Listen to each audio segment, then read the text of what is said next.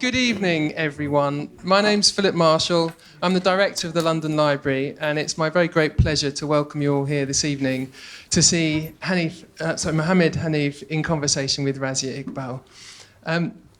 I guess there might be, from the way the ticket sales went, quite a few people here who have not been to the library before. So I wanted to just briefly introduce the library to you and congratulate you all on finding us. You are now in on one of the great secrets of London. The London Library, we've been here in this building for over 170 years, an absolute treasure trove of over 1 million books, all squirreled away. Building goes back all the way through to Duke Street over there, cross into Mason's Yard that way. And the vast majority of those books are on open shelves to be browsed and borrowed. It's a wonderful place. It's a secret with a difference, though, because you can tell as many people as you like about us, and please do. We really want to share our collection and this wonderful place with as many people as possible. So do that. It's a place of creativity and curiosity. We like to inspire and support readers, writers and scholars of all kinds. So if you're intrigued after this evening, then do book onto one of our complimentary tours and come and see the place in a little bit more detail and find out a bit more about us. So on with this evening's entertainment. I'm delighted that this is the second in our series of events with the Bloomsbury Institute, which is the event series run by Bloomsbury Publishing over at their headquarters in Bedford Square, and we co-produce events. This is the second. We're doing some here, and we're going to go and do some in Bedford Square at the headquarters there. So it's an absolute pleasure to be working with Lisa and the team at Bloomsbury. And it's Bloomsbury Publishing who we must thank for the copies of the book, the Redbirds, that you've all received. And we're very pleased to be able to say that Mohammed Hanif will be signing copies downstairs in the issue hall afterwards. Razia is going to introduce Mohammed Hanif this evening, but I'm just going to briefly introduce Razia because I'm sure she'll be far too modest to do that herself. As you know, Razia has had a long and distinguished career with the BBC. She's one of the main presenters of Newshour on the World Service and one of the main presenters of The World Tonight on Radio 4. She's presented many other things as well, of course. And I'm very pleased to say that Razia is one of our members and a great friend of the London Library. So please join me in welcoming both Razia and Mohammed Hanif.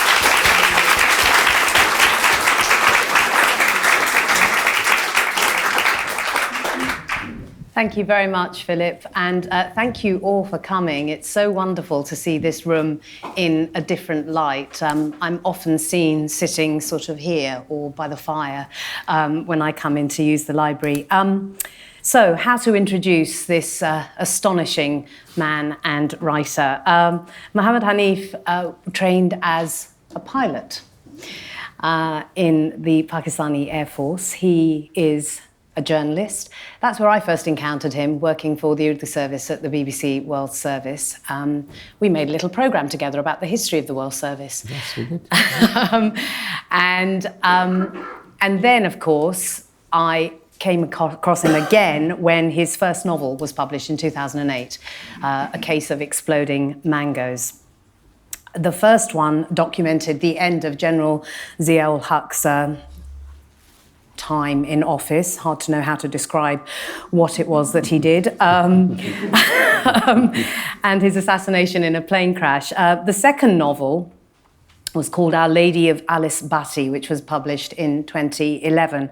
And that's a novel which couldn't be more different from the first novel in many respects. But you could tell that Hanif had written it with themes of looking at a minority religion, looking at Christianity in Pakistan, and the backdrop, of course, that we're very familiar with, but also at the heart of it, a remarkable love story.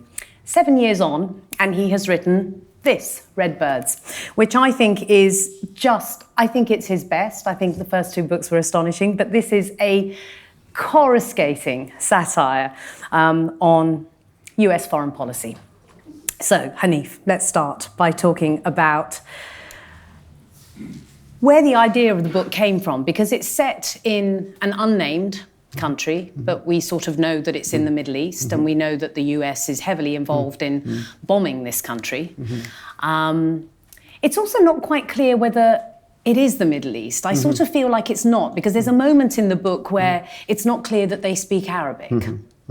So that's a clue that it could possibly be Afghanistan. But I also suspect that it's not anywhere that you particularly would want to locate or define. Is that right?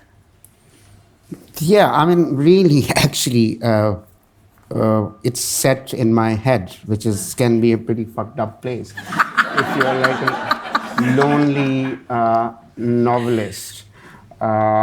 So I don't know where the idea came from. I don't know where the ideas come from, because if I knew, then I'll go to that place every day. So, but it takes me a very long time. So I just sit and wait for something to emerge. I can give you a bit of context, which may or may not kind of explain that why I did what I did. Living in Pakistan, Karachi, and suddenly you get to a certain age when people start to die on you. Some on sort of because of natural causes, if sort of cancer is a natural cause, I don't know, or road accidents, and then some get shot and killed, which is definitely not a natural cause, and some kind of disappear, and you don't know where they have gone or if they will ever come back. So that was happening in my personal life, and then I was thinking that when I used to be in high school, when I just started high school, it was like class 6, because we kind of discuss wars and kind of, sort of or everything around them, and we kind of pretend that everything started like, I don't know, 16 years ago, then 9/11 happened, then the world went into a convulsion. And I've spent like half my life clarifying to people, no. The war started when I was in class 6, and it hasn't actually stopped, There might have been like a sort of a break for a year or 6 months, and it has spread. And war has kind of, like everything, it kind of brings its own paraphernalia, that people die, that's the first thing. Then people become homeless. Then we kind of set up a refugee camp for them.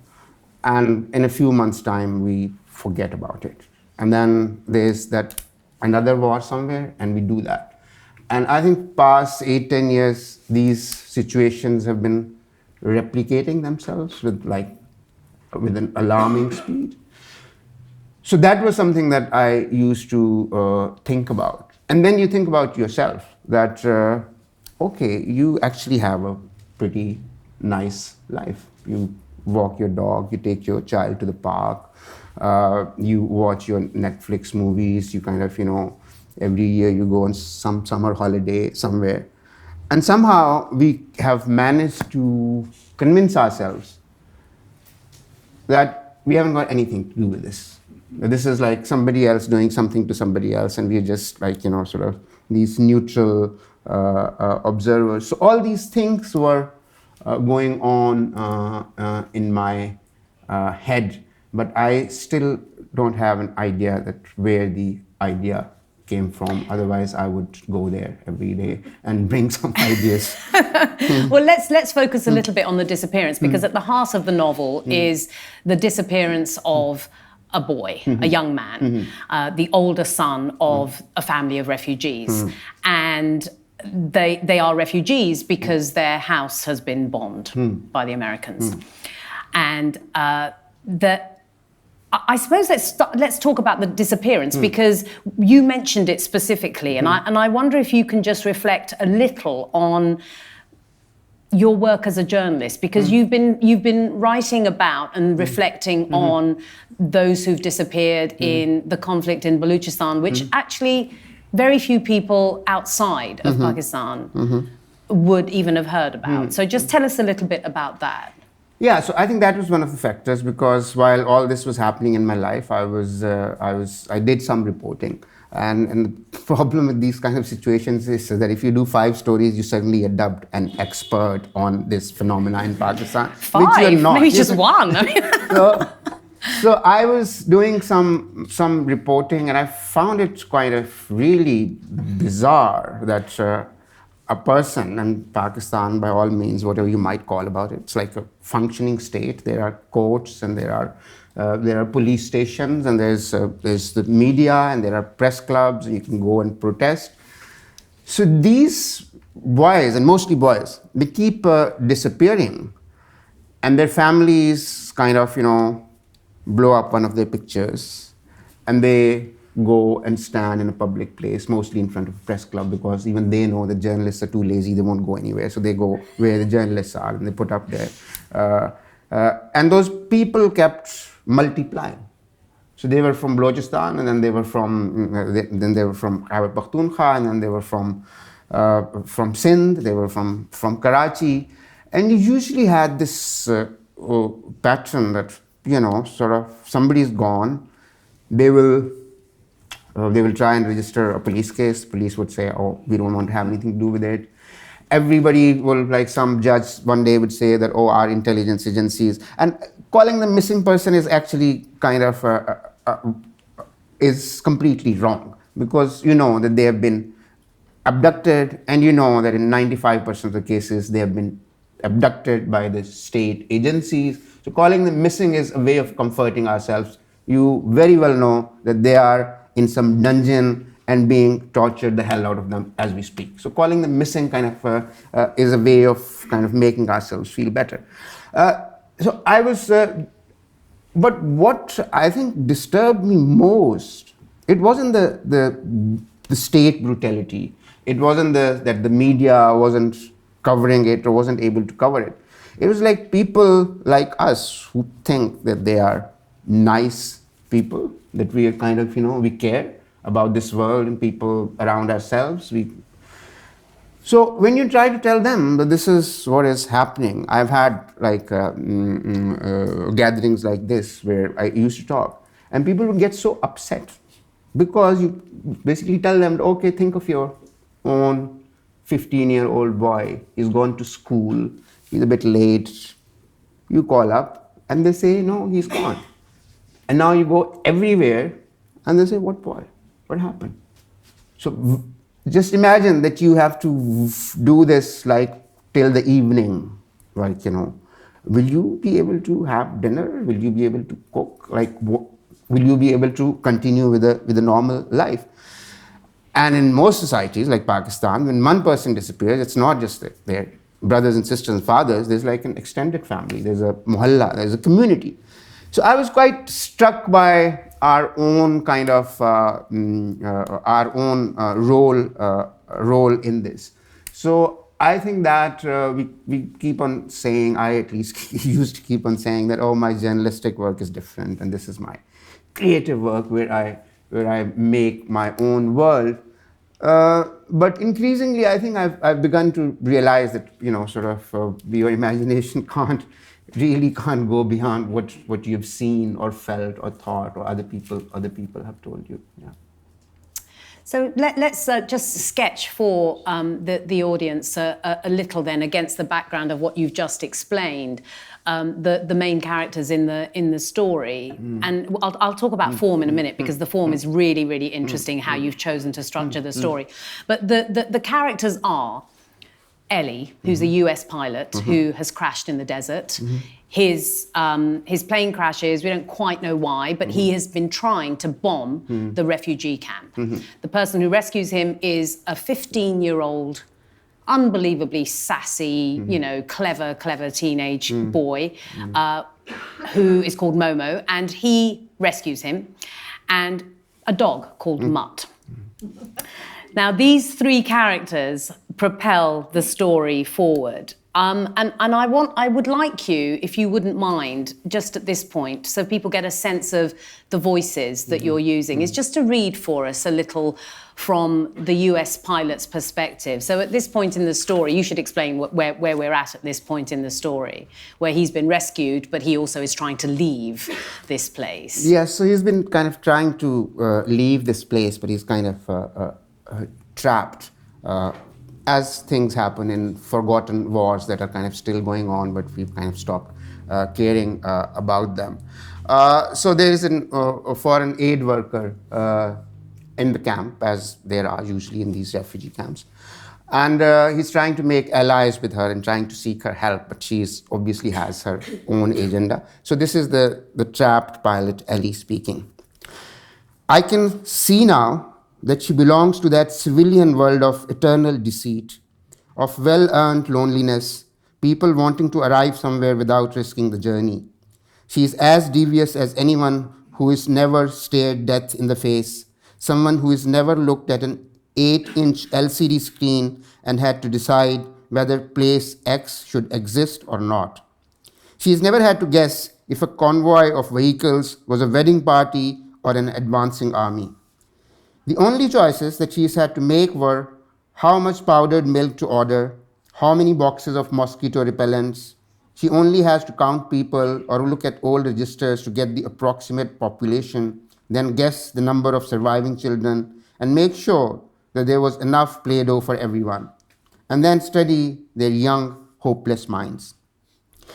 Goats are jumping up at the only tree around the pond and flailing around the poisonous-looking yellow berries. A vague homesickness settles over me. In the first flush of love, someone you hug, someone and linger a second longer, you know that it's going to be over now. But you linger. That's what I need now. A hug that will last a moment longer than is customary. A hug that will say, keep me here, keep me safe from sinister-looking goats and their poisonous yellow berries. I need a hug. There was a tip-off that the camp was going to be bombed again. She looks into my eyes, still not sure if she should be sharing the information or not. There was a very reliable tip-off. International relief is kind, well, at least reliable when it comes to these tip-offs. Their supply chain is touch and go. Poor things are always sending us beach volleyball gear, but they are good with tip-offs. They let us know that a plane was headed this way, and it was not theirs. Also, the doctor predicted it. You might think it's mumbo-jumbo, but people here, they believe him. He has a track record. He's not some kind of stargazer or spiritual healer. He's foretold stuff that has happened. And I'm not talking about predicting rains, which even kids here do quite well. He has been going on about ghosts in the hangar. It's not haunted in any conventional sense, but perhaps there's something more there. Not sure. Your people's ghost trapped in there. Thank you. Thank you. It's interesting what that small, very short extract does tell us, is this really self-conscious awareness of the characters in the context of the industry of war, the way in which war presents the people who are living through it with potential opportunities. I wonder what you were thinking when you created the character of Momo, the boy who rescues the pilot, because he's 15 or something, right? So he sees an opportunity everywhere. He's got this fake American accent, and he has this kind of love-hate relationship with capitalism, clearly wants to make a fast buck, thinks he can do it. But he is obviously also at the heart of something quite striking that you're saying about the industry of war. I don't know. I kind of have a young child, so I keep thinking about what kids do and what they think. And I was quite. I mean, and we all know that when you're 5 years old, you want to become a bus driver or a train driver. Those are your ambitions. And when you're a teenager, you want to become a famous footballer or a famous cricketer, or now sort of a .com billionaire. Do they still call them .com billionaires? I don't know what's the thing now. We know what you're talking about. It's fine. So everybody wants to become a billionaire and sort of own the world. Everybody wants to kind of have this one idea that will make them loads and loads and loads of money. And I don't think that's specific to refugee kids. And in Momo's case, It is that he's grown up there, and he hasn't his idea of outside world only comes from occasionally watching National Geographic, and he has a sort of an old copy of a magazine which some of you might have seen, which is called Fortune 500. So he knows that there is a world out there where this fabulous wealth exists, and he wants his share of that. And we've seen, like, you've obviously covered many more disasters than I have. But wherever you go, like from Afghanistan to Pakistan, where we have been on one kind, the other kinds of war, people have made fabulous fortunes. And I suspect that there's a whole economy that depends on it. And this was my vague notion. Now, you might sometimes read Financial Times, the newspaper. Occasionally. Yes, occasionally. Yeah, for work, you have to read. I mean, nobody would call it like, sort of a satirical newspaper, or like, it's a very serious people read it. And today I saw a headline in it. It's called Refugee Camps Commercial Potential Remains Untapped by the Private Sector. So, I mean, if we talk about Momo, you say that, oh, this teenager is a bit kind of unhinged, or maybe, sort of he doesn't know how the world works. But definitely Financial Times editors think that, saw that refugee camp on TV? There's money in that camp. We have to find a way to make it.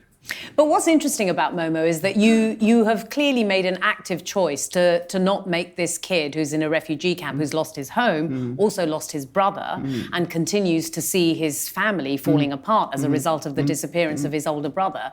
You've made him not somebody who's helpless. You've made him somebody who is proactive and desperately wants to have his place in the world and is looking to navigate it.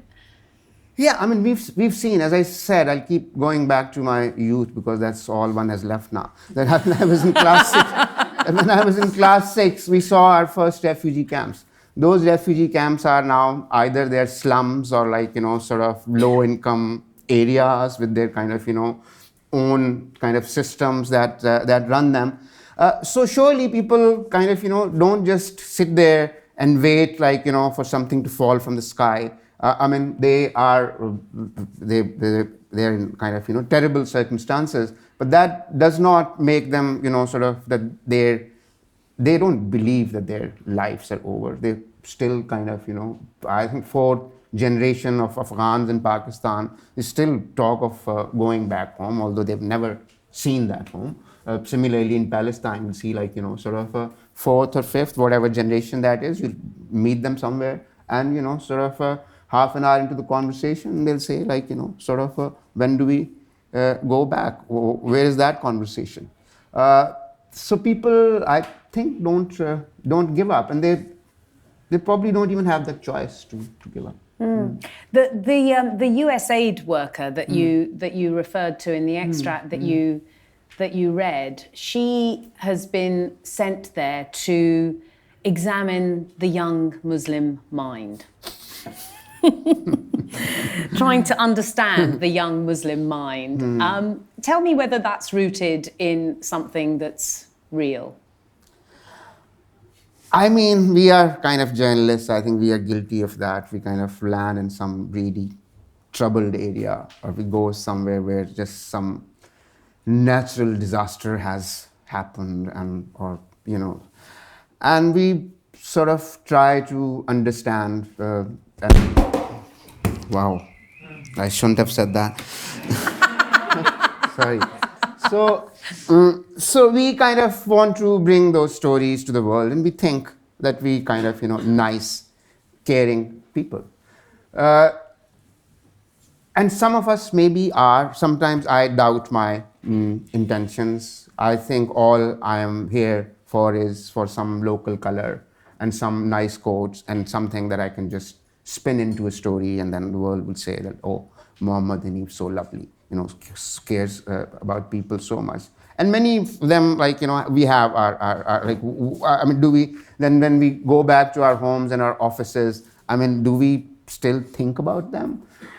And similarly, this whole idea of first kind of bombing the world, then setting up refugee camps, then setting up refugee schools, then trying to teach them about sanitation, then trying to teach them giving them vaccines. I mean, they were doing all right in their own homes. Why do you and there is sort of not just industry in terms of in terms of money and capital. There's a whole kind of sort of this emotional capital that goes into it. We give a charity 10 quids, which we should. I'm not stopping you guys from being good. Please keep at it. But and then that makes us feel sort of, oh, we are fine. We've done our bits. Like with every war, we keep crying that, oh, kids are dying, children are dying, right? Many wars started by this reason that, oh, if we don't do something, children will die. And what happens when we do that? Children die. And we as parents, I think, do a lot of that. I mean, maybe, I don't know, we think about this or not, but we are complicit. I mean, what do we care about most? Our children. And about our children, what do we care most about? Their safety, right? So I feel that many of us kind of are actually complicit in sort of in those wars so that our kids can be safe. But whereas we know and we pretend that we don't know, that as a result of our not doing anything, lots of children are going to die, and we somehow believe that makes our own child safer. So I don't quite get that logic that how it will in the end work out. I mean, I'm a bit confused about the whole thing. Well, you sound pretty clear to me. You don't sound confused about that at all. It sounds as though you are. I mean, it's a pretty damning summation of the way in which power works is what you've just outlined. I mean, I was so struck by this one line that the 15-year-old Momo says about the US aid worker. First they bomb us from the skies, then they work hard to cure our stress. I get PTSD, she gets a per diem in US dollars. And for a 15-year-old, he is savvy, he is incredibly clever, and has the most astonishing relationship with the third main character in the book, which is the dog. And the dog you need to tell us about the dog. The dog is a philosopher dog, if you like. It's your regular thinking dog. I mean, you can call it.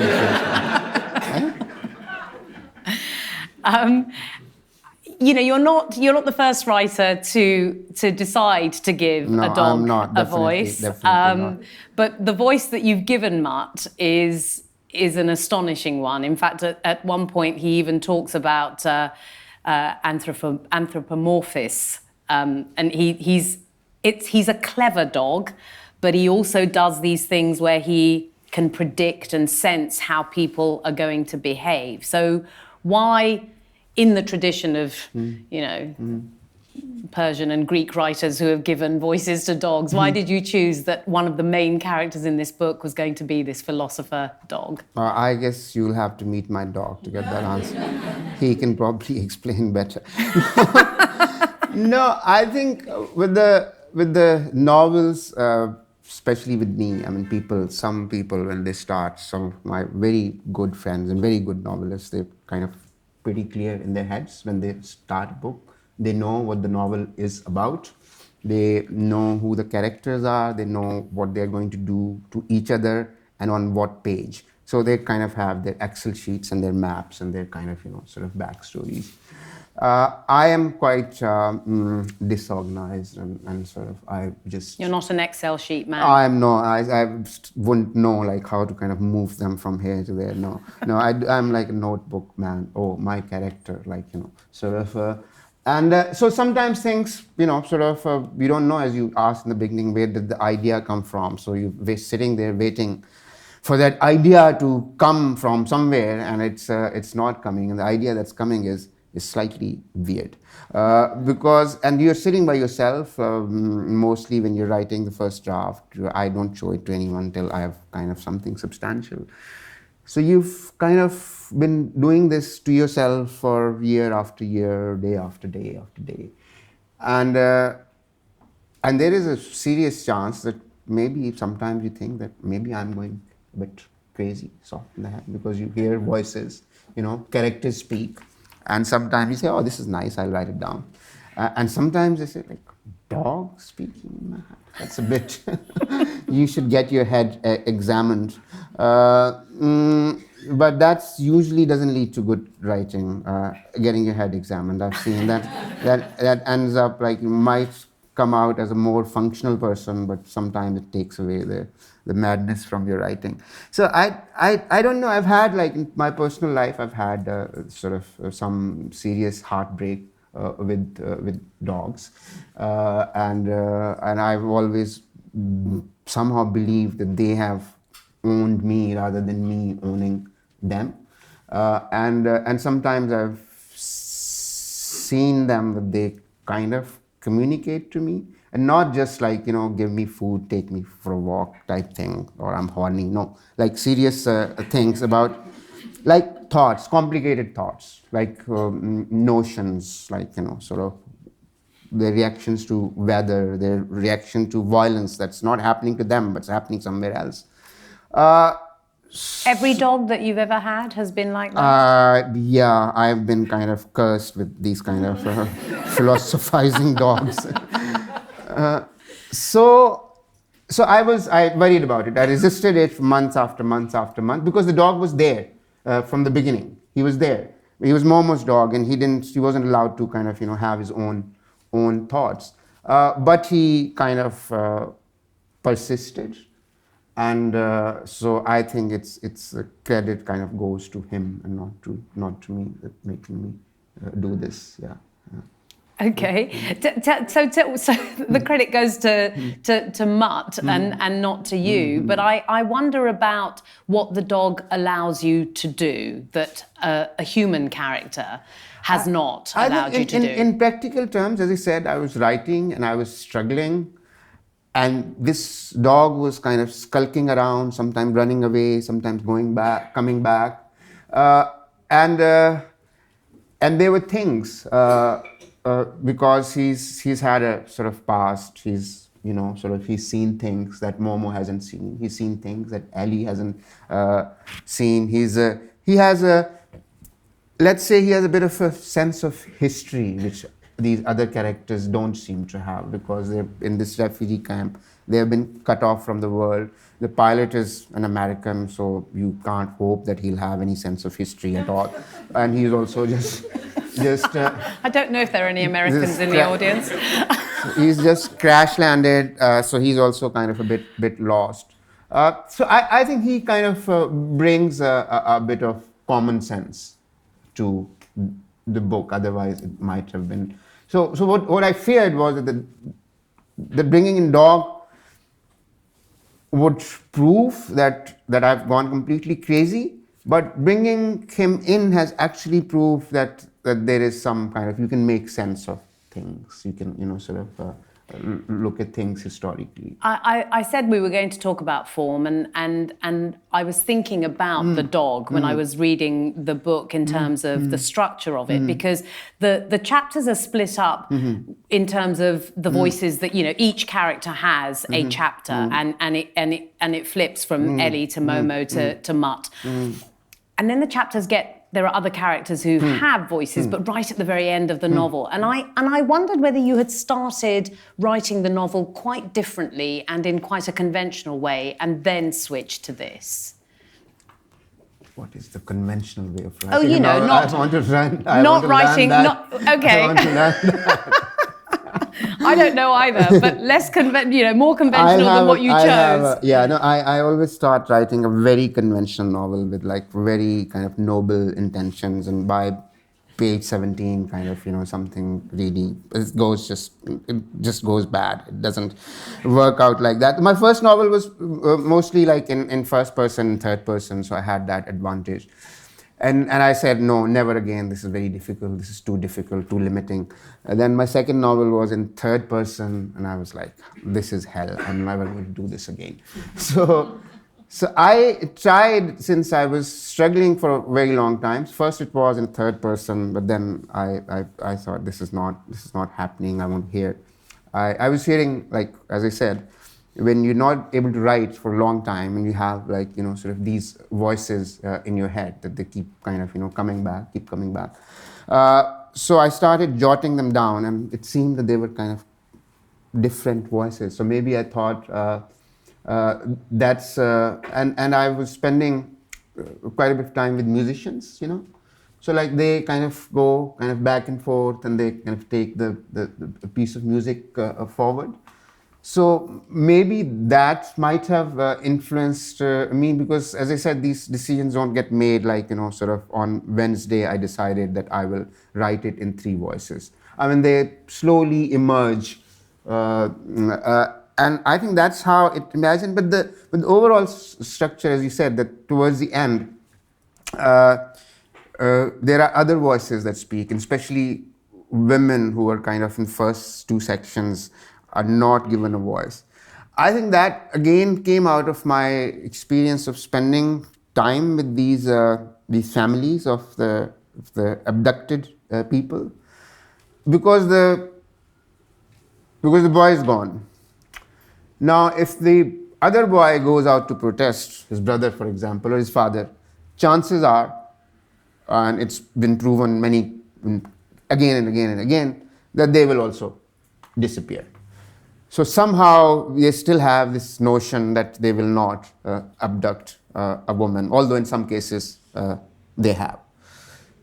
So women finally then kind of, end up going out, and then their voices become sort of louder and louder, and they, in some cases, get to say the last word. So I think that those are kind of the notions that went into kind of making it. When you've talked and alluded again and again to the dissonance between reality and trying to write a satirical novel, and how much of the reality seeps into that.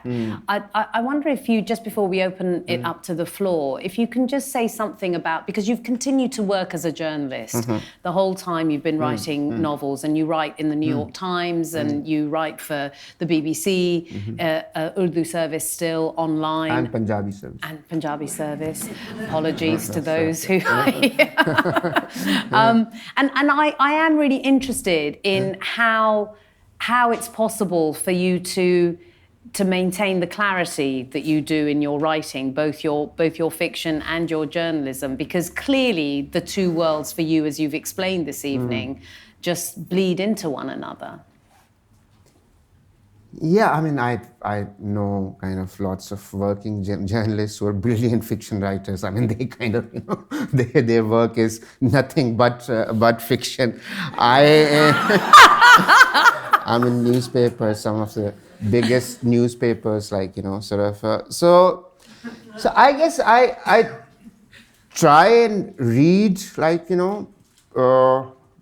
people who kind of, because I used to be like a bit of a reporter, and one would go out and talk to people, and increasingly kind of, you're scared of people. Oh, I don't want to talk to them. I have no idea what they'll tell me, and then I won't be able to write it. Yes, increasingly, I mean, things that people tell you, you can't write them, You can't write them like within Pakistan. Maybe I can write them for the BBC or for some foreign paper, but then I still have to live there and live with the consequences. Like what? Give us an example. I hope somebody's not reporting about this. Come on, some of you are from Pakistan. Come on, what can't we do? Shafi sahab, हम क्या report नहीं कर सकते? Deep state law. That's already like nothing. What is that? Deep state. It's like, huh? Yeah, there you go. I used to be able to write about them. And sometimes you can push the boundaries. You can, sort of... For those who don't know, just explain who the Ahmadis are in South Pakistan. Ahmadis used to be sort of when I was young, there used to be a Muslim sect.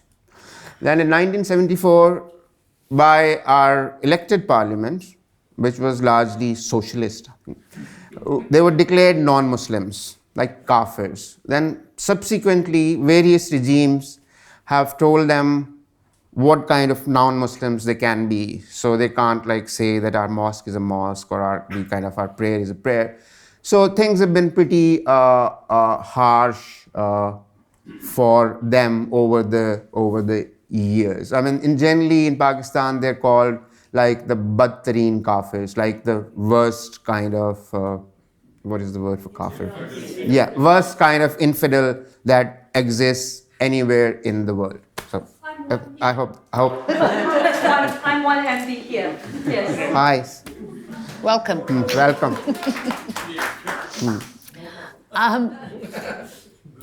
Okay, let's open it up to the floor, since there's clearly lots of people who want to ask questions. If you wouldn't mind raising your hand, waiting for the microphone, since this entire conversation is being recorded for the London Library. So let's go at the front here, and then the gentleman behind you. Just wait for a microphone. Thank you. Good evening. I've not read the novel yet, so I'm really looking forward to reading it. I would like to ask you, and you've already touched on this, about the way you write. And I'm interested to know, do you sort of sit down, are you a disciplined writer? Do you sit down and say, right, I'm now going to write X number of words today? or do you just let it flow and let it just come? I am disciplined in the sense that I do sit down, but then usually I go on Netflix and I shut the door. So my family thinks that he's writing a great novel. I might be watching some trash on TV. This is the reason why he's so brilliant. So the microphone for the gentleman behind, and then the one next to him, and then over there. Deviating a bit, it mostly about your observations. So, like in Pakistan, deep states, now India is also going into the fascist regime, and it looks to be prolonging, at least for next 10 years. Now, how do you see this end of this darkness? Because is it a global phenomenon, or it is like just a subcontinent one, and how we can get out of this thing? So can you explain the world to us, please, if you wouldn't mind? She does the global news. I think she's the person to talk about the global phenomena. To answer your question, no, I don't see an end to it, no. And I think you're being optimistic if you say 10 years, tak ye rahega, and then it'll get better. Because sort of in our lifetimes, I think we've only seen it get worse. I mean, I haven't, like, every decade has been worse than the last decade. Like, even till 5 years ago, a Pakistani journalist or writer could just go to India for 2 days and come back, and the world wouldn't fall apart. But now, you know that's not happening, and I don't really see it getting any better anytime soon, because I mean, we may not like to admit it, we are a bit alike on both sides of the border right now. You have the microphone. Hanif here. Yeah. Hanif Saab, I was thinking about the form as well, and I was quite struck by the form, the way Razia was as well. And I was thinking about the Black British novelist Cello Doiker, who wrote a book called The Quiet Violence of Dreams, which uses exactly the same type of format of giving voice to different characters in different chapters. But the function in that book was to investigate how we're locked into our own subjective worlds and how it's so difficult to communicate across this kind of divide between bodies. And it was a beautiful experiment in that sense. But I feel you're trying to do something else with that form. You're trying to give us a kind of an experiment to maybe explore the potential of what a novel can do, which is lead us to an extraordinary experience, right? Like the ordinary experiences, we communicate with each other. We don't know what's going on in your head. You don't know what's going on in my head. But here comes a novelist and says, I'll make it explicit for you. This is an extraordinary event that you're experiencing right now, reading this novel. You're getting into the minds of someone, and I'll use this form in this way. I'll make explicit the emotions and the inner subjective worlds of these characters, and then make a story out of it. So I thought that Cello Doiker did something very different to what you're doing. as a function of this narrative device. Care to comment or agree or disagree? I hope I've tried to do that, but I would never claim that. I'll say, no, I was just trying to get you to the next page, and for that, I'll do anything. He was trying to get to the next page. I'll kill a few people if I have to do that, but that was my only purpose, yeah. Okay, so I'm going to be radical and go right at the back, and then we'll come back to the front. So the gentleman who's had his hand up very high for some time. My name is Asim, and I'm one of the abducted person. I was abducted in the daylight, so Hanif written about it. So that's, an old story. In January 2017 it happened. But my question is that probably for the first time in our case, blasphemy was used by the state or the state intelligence agency as a weapon. So I was lucky enough to escape, and then it came on to Mashal Khan, who was lynched in the university. What do you think about it? Is this a new intelligence tool, or that reflects the mindset of the institution? And secondly, like you said, the PTSD that I or my family is going through probably can be treated through medicines or sertraline or whatever, or counseling. But, like we say in Punjabi, we have chaddi friend. Na? So until today, they stopped. A few of them, I've known them for 38 years. And they have they totally boycotted, and they said, kuch te kita hoega. You must have done something.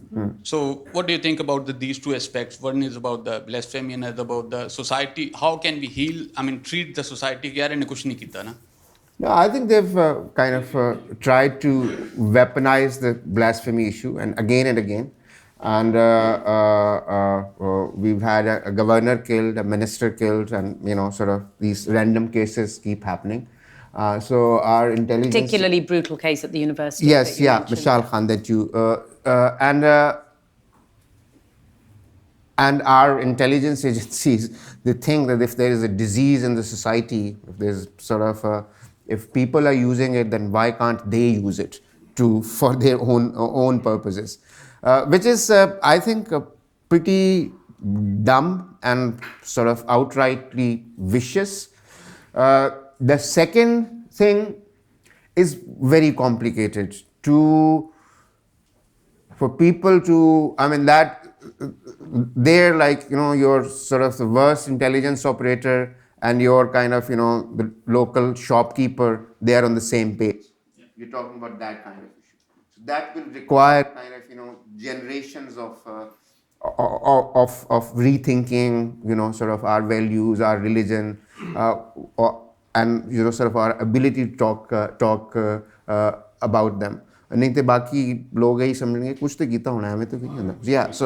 This is happens to a lot of some of my friends who've been killed. They say, oh, must have done something, because they wouldn't they wouldn't do it otherwise. And when some of them survived, some of them are attacked and then they survived, you say, oh, do you think they're so incompetent and they can't kill a person? Make up your mind, man. There's a couple of hands gone up here. Hi, I have a question.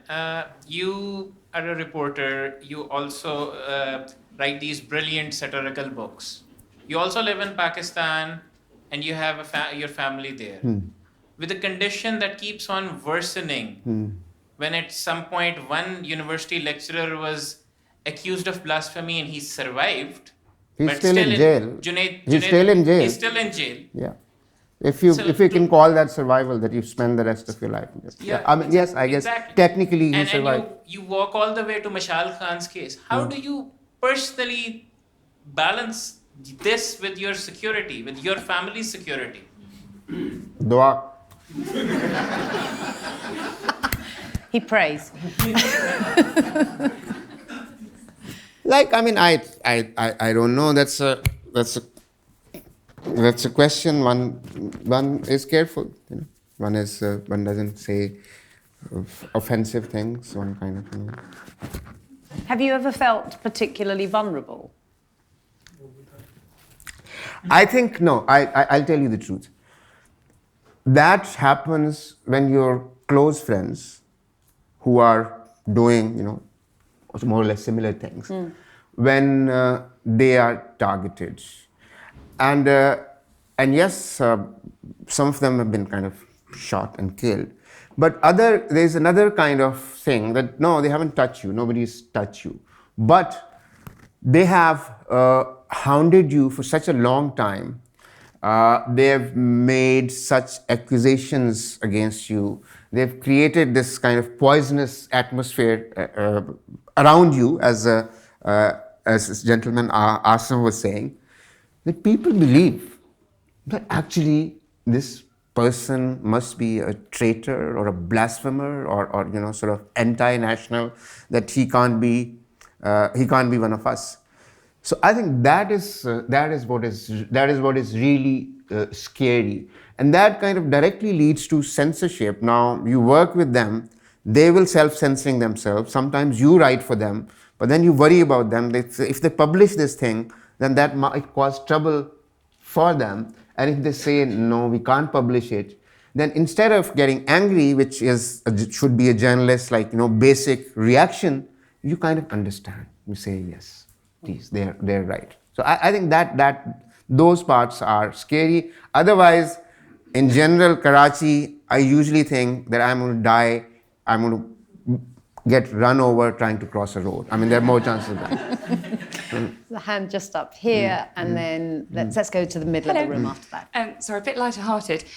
I read Our Lady of Alice Bhatti this summer, and I found myself laughing out loud. And that is one of the first times I've ever really laughed at a book. And I just wondered about humour and how, firstly, it translates. I mean, I'm very English, and I found it hilarious. And I wonder how this sort of, I don't know, humour translates between cultures. And also, you yourself sort of say you've got a bit of a weird mind, do forgive me. But I wonder if you ever sort of read something back and think, no, only I will understand that, that's a bit of an in-joke with myself. Or did your editor sort of go through things and think, that's not funny, or maybe it is funny? Yeah, right there. Always very funny. But I don't know if there is an answer to that. Thank you. If something that I wrote made you laugh, that answers your question, that it does travel across cultures. Now we can say what cultures. I've also read some English books and laughed at them. So maybe maybe it's traveling back to you, like with a bit of So yeah. I mean I think in every culture. I mean, are there cultures where people don't laugh? You kind of travel the world. I've never come across one yet. Yes, yeah. So people, I think, sometimes you're right. Sometimes they laugh at different things. For example, I sort of have done some readings in Germany, and they laugh at strange things, which I don't know. I was like, no, why? No, please don't. So That was the really serious bit. The hand in the middle, just there.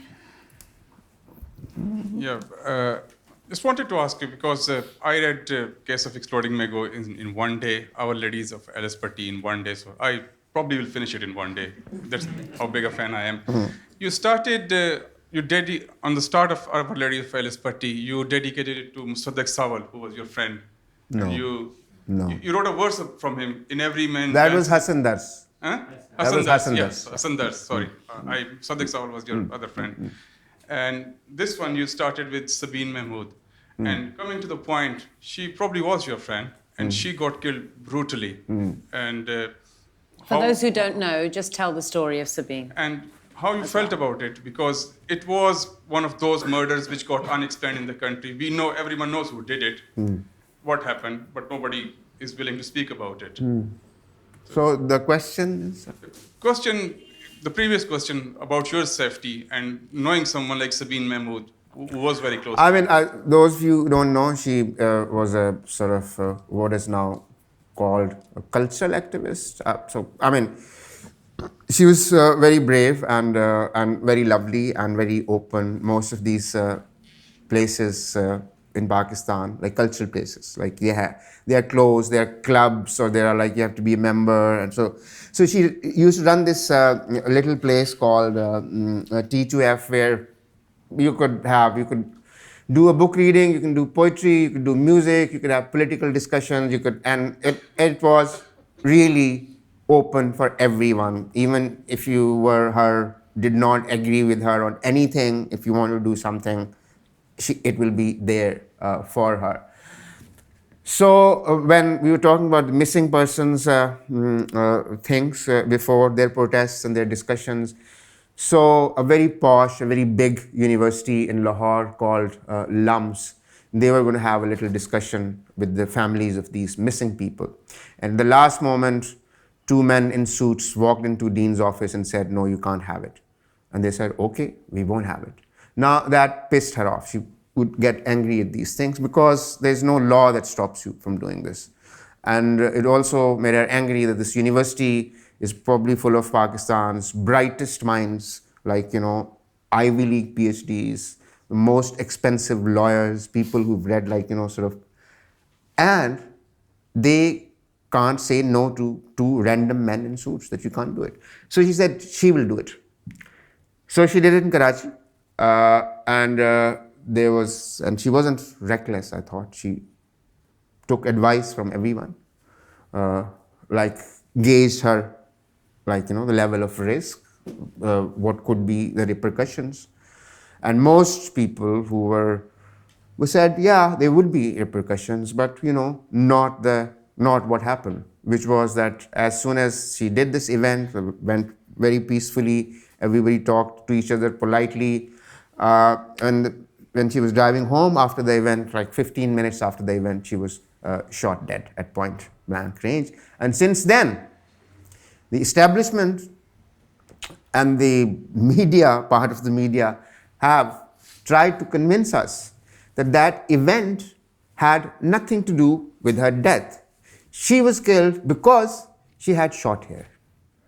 And she used to kind of do these, that she was like a very vocal feminist, and she used to run these campaigns so that, there is no links between this and that. That as if that will make us feel better about anything. So that was the story. Sorry. Yeah. State gaslighting. Right, so a hand up there and then one at the back, and I think we might have to close after that.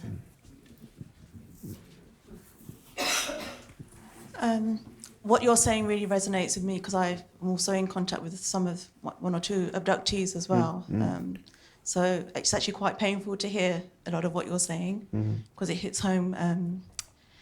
What I really wanted to ask was, who is your audience? Because you write predominantly in English, and do you really feel that your words in English will have an impact on the society in Pakistan, where most of the media is in Urdu? And I do a lot of writing. In fact, I do most of my journalism in Urdu, and I do, for about last 6 and 8 months, I do some journalism in Punjabi. Is there more risk? Well. Sorry? Is there more risk involved with explaining your views, and do they get twisted in the media? These are, obviously, the context is different. There are advantages, of course, when I write in Urdu, and I don't have to I can just use a Ghalib's couplet, and I don't have to explain that Ghalib was a Flana poet who lived there and did this. Every time I refer to Karachi, I don't have to say the southern city by the sea with population of... So, you can just say things without having to explain it to foreigners or outsiders, which has its advantages. I don't know. I think it is becoming difficult to say things in any language, to tell you the truth. In Pakistan. As I said, I don't know, I guess you are my audience, you're sitting here, and you must have read. So, as I said earlier, so you can't write things in Pakistan, you write things abroad. But that increasingly is seen as being not only you're saying bad things about us, you're saying it to them. So, which is puts you in a slightly awkward position. So we always, one tries that one has a local kind of, outlet. There should be a local sate who should be able to pay me for my writing. And that sort of brings you some false notion of security, that I'm sitting here, my editor is also sitting in Karachi, and my publisher is also sitting in Karachi. So we are kind of all of us in this together. But as I said, that's becoming increasingly difficult. And I also wanted to say that your point about the NGO and the charity, the lady from the charity, it kind of also struck a chord with me because I work in the research sector and I see all of these charities going off into the developing world, and it's all very, very nice. And if you see it through rose-tinted glasses, it looks like they're doing something very benevolent. But at the end of it, they're also collecting data on all of these people. I mean, I don't know about that. I wouldn't go into those sinister kind of type things. I think that it is full of really good people who really want to save lives and make lives better. I just don't know if as a culture kind of it works. So that's these are the questions I think that I ask in my head. Yeah, thank you. Let's go right at the back, and that's probably going to be the final question. This lady will ask first because she had her hand up first, and then I was. On a slightly less literary note, Hanif, I just wanted to ask, as a journalist and a political satirist, what's your take on our, if we can call it that, this newly elected regime in Pakistan? It's quite, I know it's. I'm amazed that it took that long for that question to emerge. I'm astonished. Well done for your restraint, everyone. I mean, aside from its comedic value, there is obviously it's quite a. I mean, disturbing. I think early days yet. I think it's sort of give him some time, as they say. But I can tell you an anecdote. Last night in Manchester, I was doing a little reading like this there, and some Gora came to me, and I was like, I used to live in Lahore. I said, what did you do there? He said, I was a teacher at a school called Cathedral School. And he said, do you know that Imran Khan used to be in my class? I said, what? I said, what class? He said he was in class 6. So, and I said, what was he like? It was like, he was an average kind of student. I think he was being polite. And and I said, what was like? And he said, but he was very good at cricket during those days. And then this is interesting. I think this may give you a clue about our future. He said that when we had to play cricket with other schools, the other schools used to put this condition that Imran Khan won't be in the team. So you can imagine, he's been suffering since, for a very long since class 6. And I've been in class 6, and people don't forget those things. So fantastic anecdote on which to end. You've got the microphone, so you now have the power. I have a two-part question. I know you've been pushing the boundaries with all your books, and you mentioned just that some of your friends have faced the consequences of pushing the boundary, but you have been fortunate enough. So you said, in a way, you have been untouchable. Is it because of your international fame? I have not said I've been untouchable. But you've been. I've been fired. I'm out of job. Do you want to listen to my misery stories? No, I think you. And the second part is with the disappearance of people.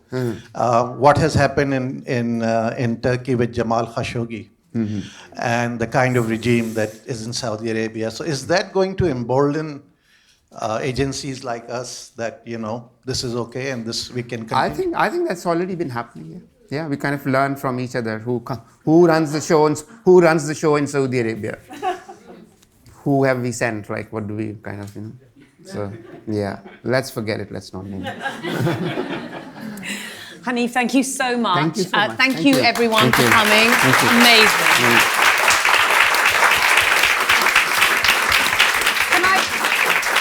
Can I just say I just want to say one final thing. All of you who are here are obviously fans and you're interested and you've all now got the book.